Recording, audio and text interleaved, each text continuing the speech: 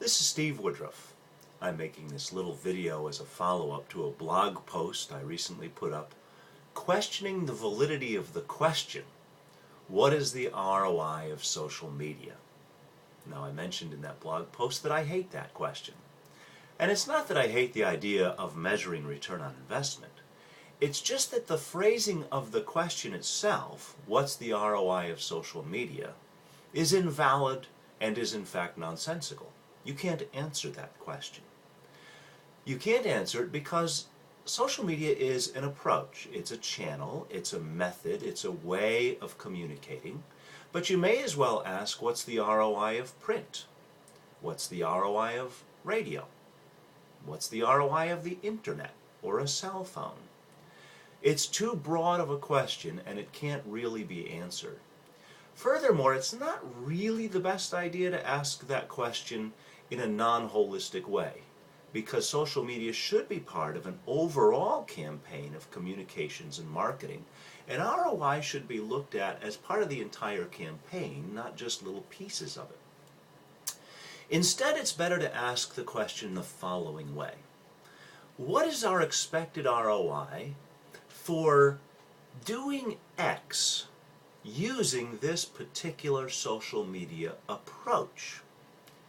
Now that you've moved it down to the strategic and tactical level, you can begin to approach measurability. And there's a big difference between those two questions. What's the ROI of social media? And a reframed question, which is what we should work with our clients. What's the ROI of doing this? What's the ROI of launching this type of Facebook page to talk to this kind of an audience with this sort of approach with this expected result? Do you see the difference? That's where we need to get to in talking with people about the business aspect of ROI. Another thing we should emphasize, though, with folks is that social media is not some strange and elaborate and unknown thing that we're suddenly walking into. We have always, as human beings, engaged in networked communications. We have always talked to one another, had dialogue, whether it's over backyard fences or phones or emails or many other methods. What we have now in these new platforms like Facebook or Twitter are accelerations of communication, are new methods, but it's all still networked communications. And we need to look at specific applications of social media as part of this broader picture of something that already exists. Network communications. And therefore, when we evaluate ROI, we have to say, this is the kind of thing that we're doing, but we've always been doing this type of communications. Now, how are we going to use these new platforms? Finally, there are some things that we need to do simply because they're smart and they're right. You can't always come up with an ROI measure on the front end of certain initiatives. What is the ROI of being honest and transparent in your business dealings? Well, you can't really attach some kind of specific ROI to authenticity. But is it the right thing in the long term to do? Is it going to make your business more successful? I would argue yes.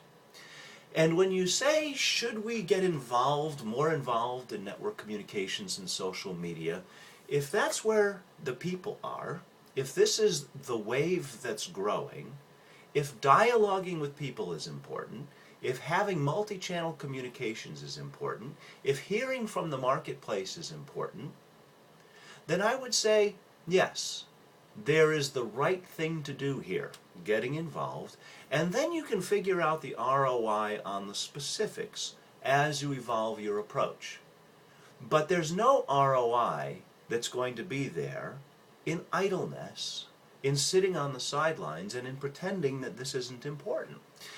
So the fact that you need to start somewhere doesn't mean that you're going to give up on ROI. It just means that you're going to look at this as a long-term part of your process and that you'll work out the measures as you begin.